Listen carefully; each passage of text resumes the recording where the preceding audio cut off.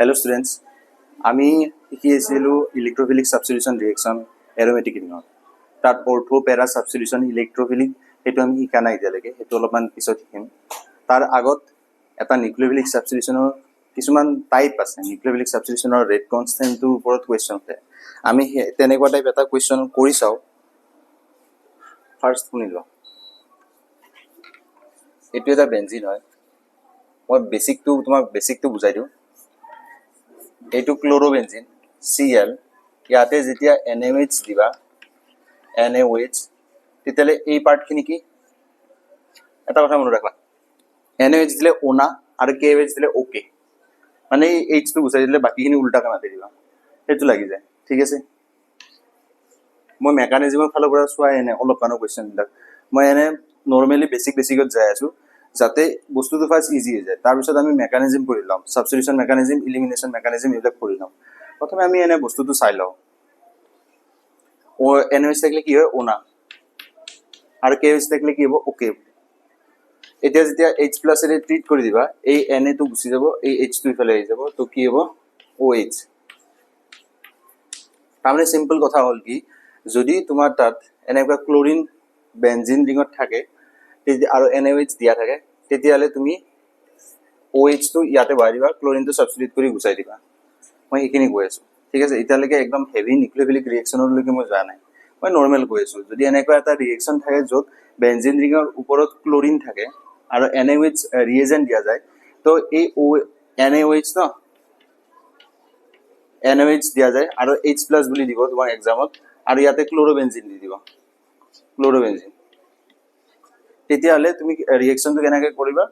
এই NaOH টো কেনেকৈ ভাঙি দিলা, Na আৰু OH থাকি, এই OH টো ইয়াতে ছাবষ্টিটিউট কৰি দিয়া, বাছ।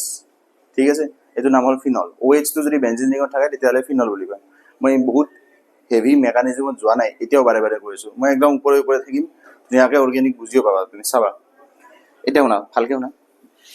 এইখিনিতো এনে মই বেছিকটো ক'লোঁ, কেনেকৈ ৰিয়েকশ্যনটো আমি কৰিম কেতিয়াবা যদি আহে। ভালকৈ চাই লোৱা এতিয়া। Cl এইটো আছে, ইয়াতে NaOH আৰু H+ আছে। তো ৰিয়েকশ্যনটো কি হ'ব? মই অলপ আগতে ক'লোঁ, OH টো তাত ছাবষ্টিটিউট হ'ব, Cl টো গুচি আহিব। তো কি হ'ব? ইয়াতে OH টো আহি যাব। ঠিক আছে, এইখিনিও চাগে বুজি পাইছা। এতিয়া এটা কুৱেশ্যন চাবা, ইয়াৰ ৰেট কনষ্টেণ্ট K1 মানে কিমান? ৰেট মানে কি? শুনাম, ৰেট মানে কি? Rate of change of velocity, এইটো মানে কি? এচিলাৰেশ্যন। ৰেট মানে কি? কিবা এটা বস্তু চেঞ্জ হৈ আছে with respect to time. Okay, কিবা এটা বস্তু চেঞ্জ হৈ আছে উইথ ৰেচপেক্ট টু টাইম, তাক কয় ৰেট। যেনেকৈ আমাৰ তাত দুটা বস্তু আছে, ফিজিক্সত যদি কয় তেতিয়াহ'লে ডিছপ্লেচমেণ্ট এণ্ড ডিষ্টেঞ্চ। ডিষ্টেঞ্চ মানেতো বুজি পাইছে, ডিষ্টেঞ্চ মানে তুমি কিমান ট্ৰেভেল কৰিলে গোটেইখিনি ডিষ্টেঞ্চ, আৰু ডিছপ্লেচমেণ্ট মানে কি? ইনিচিয়েল আৰু ফাইনেল পইণ্ট। তাৰমানে মই এইখিনি পইণ্ট আৰু এইখিনি পইণ্ট, এইটো A, এইটো B, মই এৰ পৰা এনেকৈ ঘূৰি আহি বিত পালোঁ। এই যিমানখিনি কভাৰ কৰি দিলোঁ এইটো কৈ ডিষ্টেঞ্চ। আৰু যদি ডিছপ্লেচমেণ্ট বুলি কয়, এইটো আৰু এই পইণ্টটোৰ মাজৰ ডিষ্টেঞ্চ, এইটো আৰু এইটো পইণ্ট, এই মাজৰ ডিষ্টেঞ্চটো কৈ ডিছপ্লেচমেণ্ট। ডিছপ্লেচমেণ্ট মানে কি? ইনিচিয়েল আৰু ফাইনেল পইণ্টৰ মাজৰখিনি।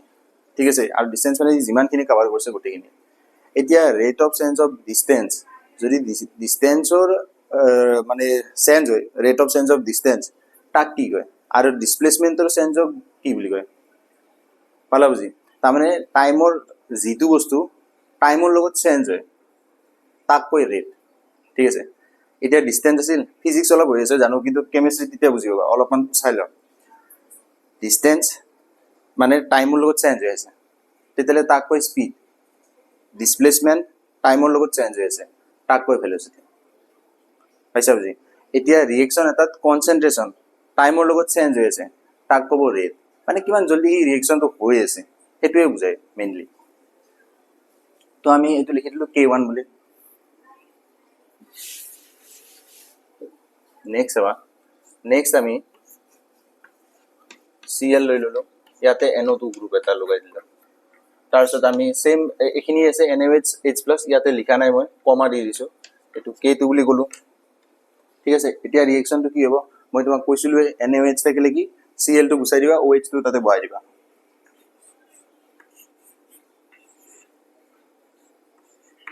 OH ঠিক আছে তাৰপিছত চাবা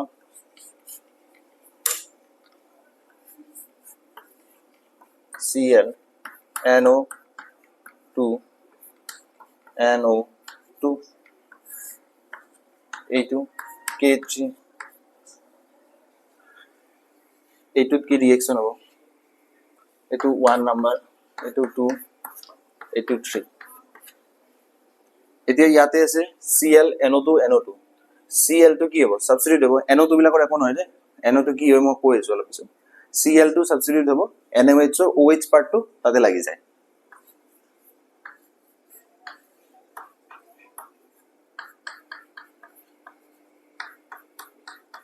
NO2 সাগে এখিনি বুজি পাই আছা Cl টো গুচি যাব OH পাৰ্টটো আহি যায় ঠিক আছে মই অলপ আগতে কৈছিলো Cl টো গুচি যায় তাৰপিছত ONA আহে ONAৰ পিছত তোমাৰ H+ টো ট্ৰিট কৰা যায় এচিডেৰে ট্ৰিট কৰাৰ পিছত তোমাৰ OH টো আহি যায় আৰু যদি KOH থাকে ওকে বুলি কবা ঠিক আছে মানে উল্টাটো H টো গুচি যায় আৰু উল্টাকে মাতে ফিনক্সাইড আয়ন বাট মই এইবিলাক কোৱা নাই আৰু মই ইমান মানে হি বেসিক টাৰ্মতে আছো মই এতিয়া কেমিষ্ট্ৰি টাৰ্মবিলাক ইউজ কৰাই নাই কাৰণ কেমিষ্ট্ৰি টাৰ্মবিলাক শুনা ভালকে শুনা কেমিষ্ট্ৰি টাৰ্মবিলাক যেতিয়া ইউজ কৰা ষ্টাৰ্ট কৰা তাৰে আগতে তুমি অলপমান তোমাৰ এটা মানে ভাল মেমৰাইজ কৰা বস্তু থাকিব লাগিব উইদাউট মেমৰাইজ কৰা বস্তু যদি থাকে মানে পাহৰি যাবা এনে আৰু নহয় অলপমান অৰ্গেনিকটো অলপ মেমৰাইজ টেকনিকটো লাগে আমাক এখানে চাই লও আমি কি হয় ঠিক আছে তাৰপিছত মই গোটেইখিনি শিকাই দিম ফিনক্সাইড আয়ন কি হয় এইবিলাক সব শিকাই দিম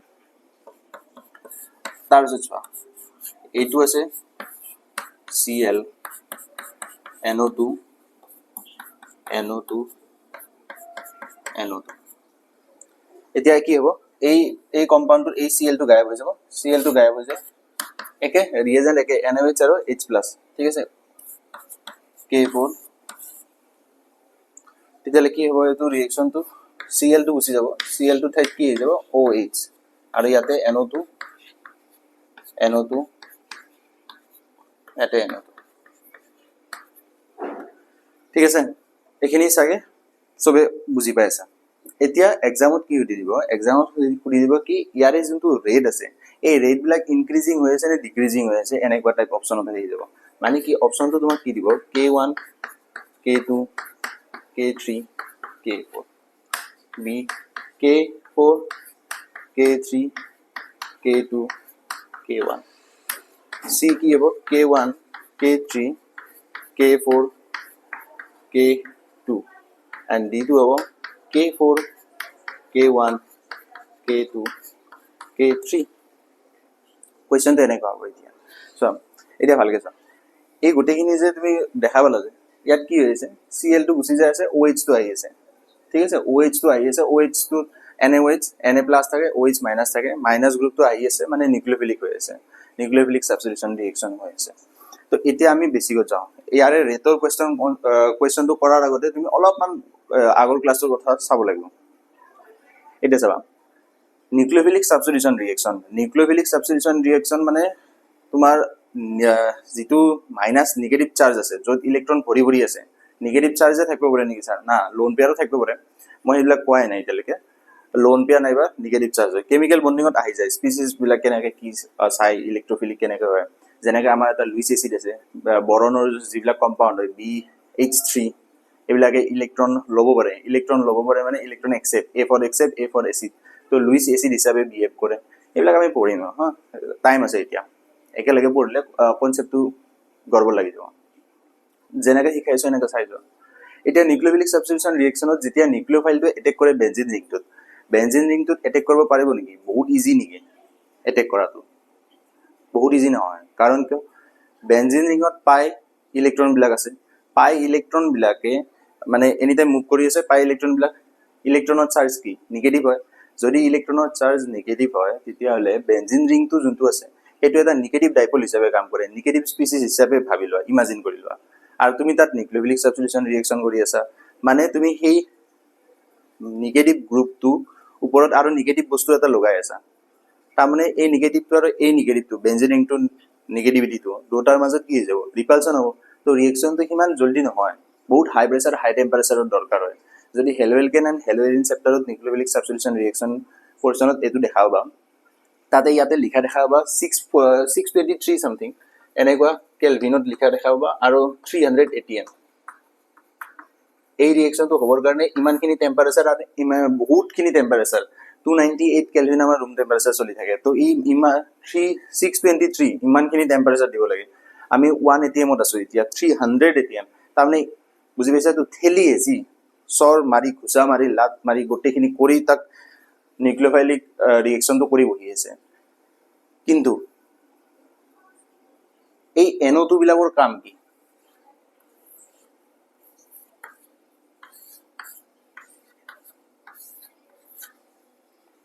যিকোনো carbonyl group NO2 CN carbonyl group মানে তো জানাই মানে এলডিহাইড কিটোন এস্টারটো অলপ অলপ হ'ব এমাইড অলপ অলপ হ'ব তাতে কাৰণ লোন পেয়াৰটো আহি যায় নাইট্ৰজেন আৰু ইফালে অক্সিজেনৰ লোন পেয়াৰটো আহি যায় তো মানে এলডিহাইড কিটোন এইবিলাক গোটেইখিনি বস্তুবিলাক ইলেক্ট্ৰন টানি থাকে ঠিক আছে যিটো সাবষ্টেন্স এতিয়া ধৰা মোৰ ওপৰত ইয়াতে এটা এলডিহাইড আছে মানে CO গ্ৰুপ থকা ঠিক আছে CO গ্ৰুপ থকা যিকোনো বস্তু আছে ই অলপ হ'লেও ইলেক্ট্ৰন টানি থাকে তাৰপিছত নেক্সট আছে CNO ইলেক্ট্ৰন টানি থাকে নেক্সট আছে NO2 ইলেক্ট্ৰন টানি থাকে ঠিক আছে মোৰ মাথাত এনেকৈ লগাই দিলে NO2 তো এনেকৈ লগাই দিয়া ল'লে ই NO2টোৱে মোৰ পৰা ইলেক্ট্ৰন টানি থাকিব ইলেক্ট্ৰন উইথড্ৰয়িং গ্ৰুপ কৰে এইবিলাক ঠিক আছে তো এতিয়া বেনজিন ৰিঙত যেতিয়া এনেকুৱা বস্তু এটা লগাই দিয়ে NO2 এটা লগাই দিয়ে চাবা সব থৈ দিওঁ এইখিনি মোৰ ডাইলগ কেইটা শুনা ভালকৈ শুনা এইটো বেনজিন ৰিং এই বেনজিন ৰিংটোৰ ওপৰত যেতিয়া NO2 গ্ৰুপটো লগাই দিওঁ লগাই দিয়াৰ লগে লগে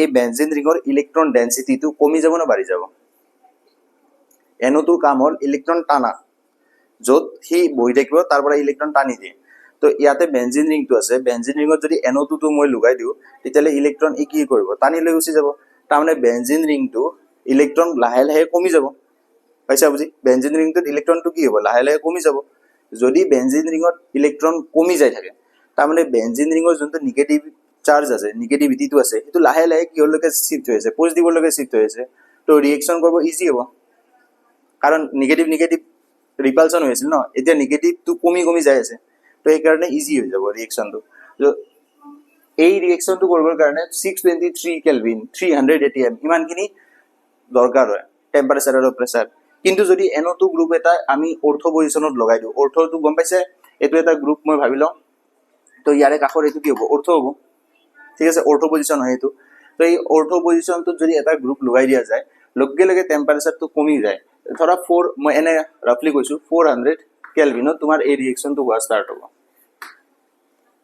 চোৱা আৰম্ভণিতে 623 কেলভিনত ৰিয়েকশ্যনটো হোৱা আছিল এতিয়া যেতিয়া আমি এই বেনজিন ৰিংটোত NO2 গ্ৰুপটো সাবষ্টিটিউট কৰি দিলোঁ তেতিয়া সেই NO2 গ্ৰুপটোৱে ইলেক্ট্ৰন ডেন্সিটিটো টানি লৈ যাই আছে নিজৰ ফালে তো বেনজিন ৰিঙত তাতে ইলেক্ট্ৰন ডেন্সিটিটো কমি যাই আছে আৰু বেনজিন ৰিংটো লাহে লাহে পজিটিভৰ ফালে যাই আছে তো সেইকাৰণে যোনটো নিউক্লিঅফাইল আছে নিগেটিভ চাৰ্জ আছে সি ধুনীয়াকৈ ইয়াতে এটেক মাৰিব পাৰিব ঠিক আছে তাৰ ৰিয়েকশ্যন বঢ়িয়াকৈ হৈ যাব চ' আমাৰ টেম্পাৰেচাৰ অলপ কমিল 400 কেলভিনতো আমাৰ ধুনীয়াকৈ এই ৰিয়েকশ্যনটো দেখা পাম ঠিক আছে নেক্সট যেতিয়া আমি অৰ্থ আৰু পেৰা দুটা চাইডত সেই সাবষ্টিটিউয়েন্টে দুটা সাইডত যদি আমি NO2 লগাই দিওঁ লগে লগে দেখা পাম কি এই ধৰা 290 নহয় এইটো 458 মান সামথিং ইমান মান আছিল তো এইটো 300 কেলভিন মানত হ'ব মই এনে ৰাফলি কৈ আছোঁ 300 কেলভিন মানত এই ৰিয়েকশ্যনটো দেখা পাবা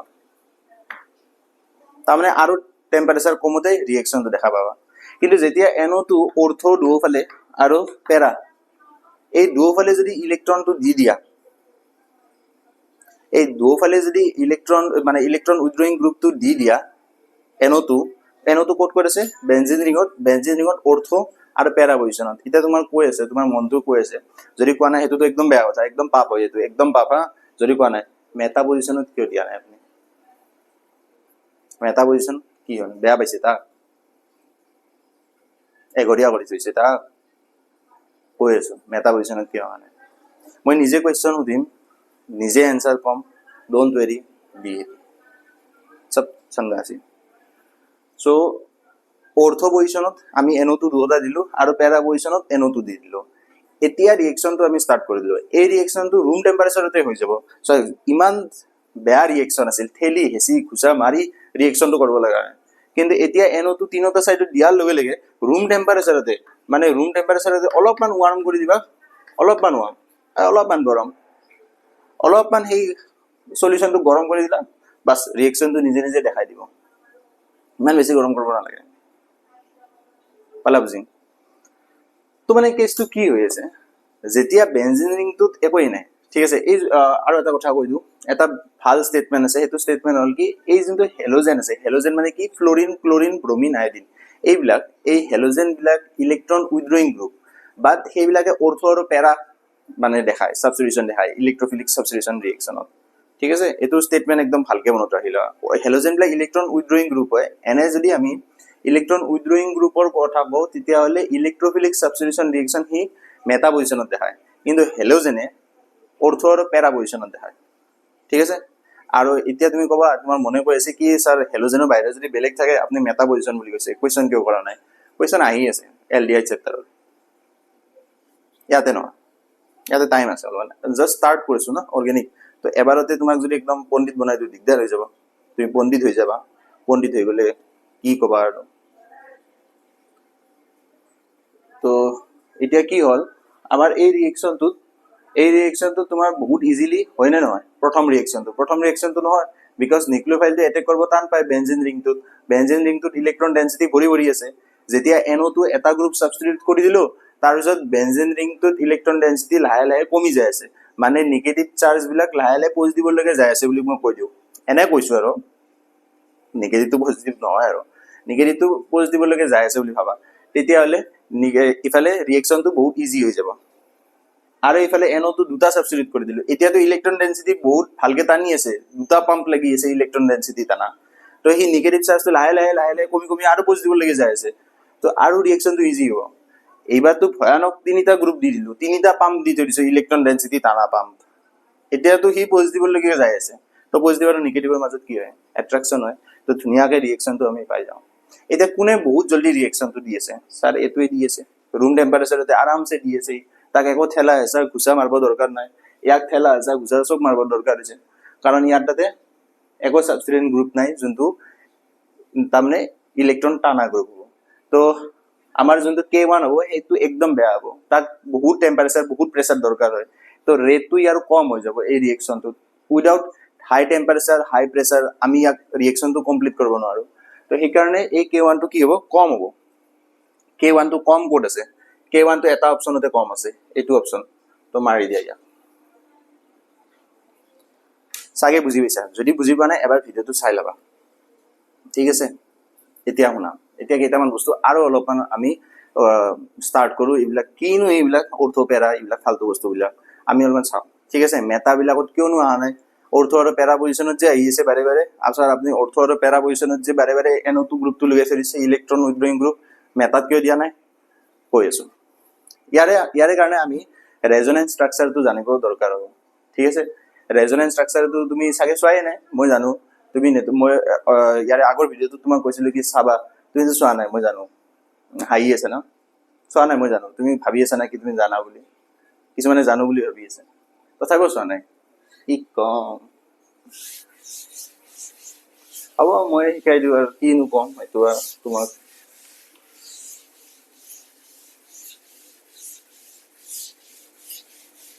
চাবা অলপমান, পঢ়ি শুনি ডাঙৰ মানুহ হোৱা অলপমান।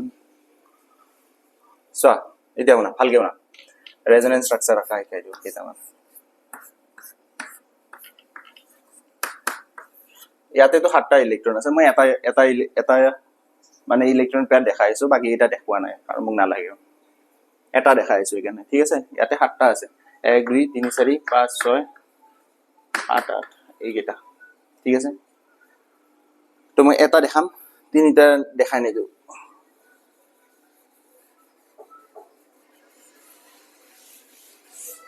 এতিয়া চাবা, ইয়াতে তোমাৰ বন্ড কেইটা আছে? 3টা বন্ড আছে। যদি তিনিটা ডাবল বন্ড আছে, তাৰমানে ৰেজনেটিং ষ্ট্ৰাকচাৰো তুমি 3টাই পাবা। এতিয়া তুমি ৰেজনেটিং ষ্ট্ৰাকচাৰ আগতে এইটো এনেকে ড্ৰ কৰি লোৱা, এনেকে ড্ৰ কৰি ল'লা, ঠিক আছে। 3টা আঁকি ল'লা, তাৰপিছত এটা মোৰ ফালৰ পৰা ফ্ৰী আঁকি ল'বা, এটা মোৰ ফালৰ পৰা আঁকি ল'বা, এই তিনিটাই মেইন হ'ব এইটো কিবা এটা কাৰণে আঁকি থৈছোঁ শুনা হেলোজেন বিলাকে সদায় ইলেক্ট্ৰন টানে ঠিক আছে এৰোমেটিক ৰিঙৰ লগত যদি হেলোজেনটো লগ লাগি থাকে তেতিয়াহ'লে সি ইলেক্ট্ৰনটো দিয়ে বুলি কয় ঠিক আছে কিয় দিয়ে থিওৰি পাৰ্ট হয় স্কিপ মানে পিছত শিকাম উপায় নাই কাৰণ একেলগে শিকাই থাকিব নোৱাৰি যিটো এন্ট্ৰেন্সৰ কাৰণে বেছি ইম্পৰ্টেণ্ট হয় আমি সেইটোৰ ফালে যাই আছো জ্ঞানটোতো আৰু বহুত বছৰ লাগিব গৌতম বুদ্ধাৰো বহুত টাইম লাগিল 6 মাহতে জ্ঞান পোৱা নাই ন বা 1 মাহতে তো এনলাইটেনমেন্ট পোৱা নাই পিপল কাপে মে বেঠে रहेंगे এনেকেতো নহয় না তো অলপমান টাইমটো লাগিব এন্ট্ৰেন্সৰ কাৰণে যিখিনি ইম্পৰ্টেণ্ট হয় য'ৰ পৰা তুমি কুৱেশ্যন একদম ভালকে বুজি পাবা আৰু অৰ্গেনিক কি হয় সাগৰ হয় এখন তুমি সুইমিং জানা শুনা তুমি ভালকে সুইমিং জানা সেই বুলি তুমি ব্ৰহ্মপুত্ৰত জাপ মাৰি গৈছা নেকি কোনবা দিনা কি ইটস টাইম আজি একদম ৰেকৰ্ড কৰিম কি ৰেকৰ্ড কৰো নাজানো কিন্তু ৰেকৰ্ড কৰিম এটোতো কৰা নাই পাইছা না বুজি এটো এটা সাগৰ হয় অৰ্গেনিক তো ভালকে আমি বটত উঠিম আৰু বঢ়িয়াকে ট্ৰেভেল কৰিম জানো মই তুমি সাঁতুৰিব জানা সেই বুলি সাঁতুৰি পাৰ হোৱা নাই নহয় পালা না বুজি তো অৰ্গেনিকটো অলপমান আমি এনেকুৱা সিস্টেমত পঢ়িম যিটো সিস্টেমত বুজিও পাওঁ কুৱেশ্যনত আমি অপচনবিলাক ইলিমিনেশ্যনো কৰি এনসাৰটো ওলাব পাৰোঁ ঠিক আছে তো আমি বেছি নকওঁ এতিয়া চাবা তোমালোকে কমেণ্ট কৰি থাকিবা অলপমান কি বুজি পাইছা নে বা নাই এটা দুটা মানে কমেণ্ট কৰে আৰু ভিউজ আছে সিমানখিনি আৰু একো লাইকো নাই পাপ কৰা তোমালোকে বেয়া একদম মনৰ পৰা দুখ লাগে দুখ এতিয়া চাবা এই ইলেক্ট্ৰনটো এনেকৈ মাৰি দিলো মাৰাৰ লগে লগে চাবা দুটা আছে না ইলেক্ট্ৰন দুটা ইলেক্ট্ৰনে মিলি এটা বন্ড বনায় তো এটাতো বন্ড এনে আছেই এটাই ফ্ৰীতে আহিল বন্ডটো ঠিক আছে এতিয়া শুনা যাৰ ভ্যালেন্সি যিমান হয় ভ্যালেন্সিটো ওলাব জানা চাগে হোপ এইখিনি জানা যে ভ্যালেন্সি যিমানে হয় সিমানে তাৰ নাম্বাৰ অফ বন্ড হয় ঠিক আছে তোমালোকে এইটো লিখি লোৱাচোন অলপ আহিছে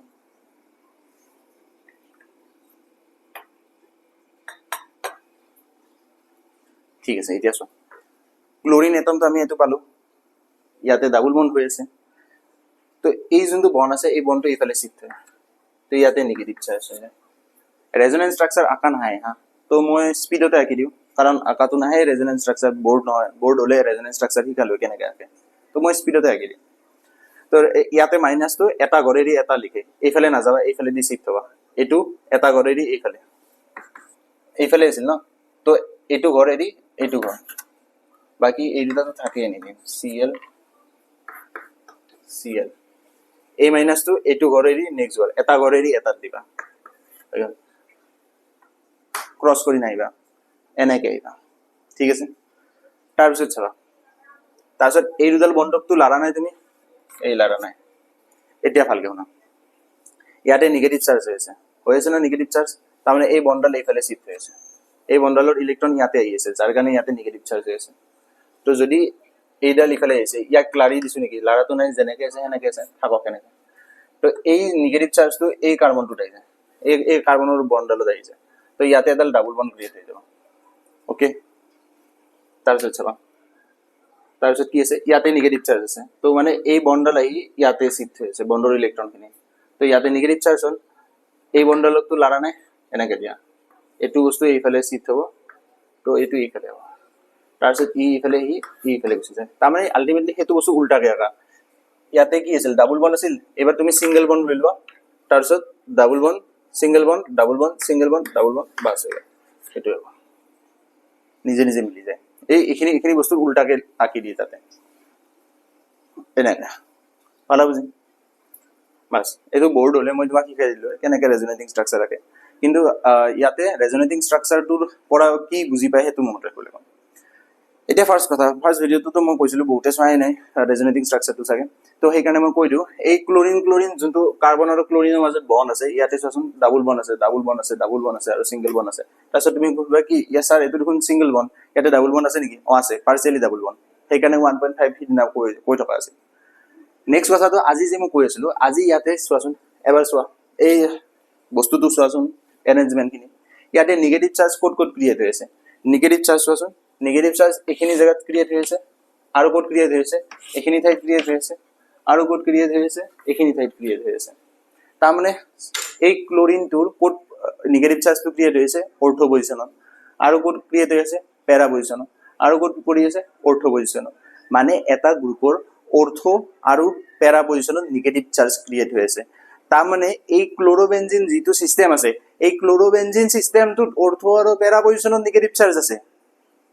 কিবা বুজি পাইছা? অৰ্থ আৰু পেৰা পজিশ্যনত নিগেটিভ চাৰ্জ আছে। তাৰমানে যদি মই ইলেক্ট্ৰন উইথড্ৰয়িং গ্ৰুপ দিওঁ, মানে ইলেক্ট্ৰন টানা গ্ৰুপ দিওঁ, ক'ত দিম মই? অৰ্থ আৰু পেৰা পজিশ্যনত দিম, কাৰণ অৰ্থ আৰু পেৰাতেতো নিগেটিভ চাৰ্জ আছে। লাগিল আধাৰ লিংক মাথাত? বুজি পাইছো। সেইকাৰণে এইটো ৰিয়েকশ্যনত আমি সেই অলপ আগতে ডিজিটেল বৰ্ড নাই এনেকে স্কিপ মাৰি দিলো।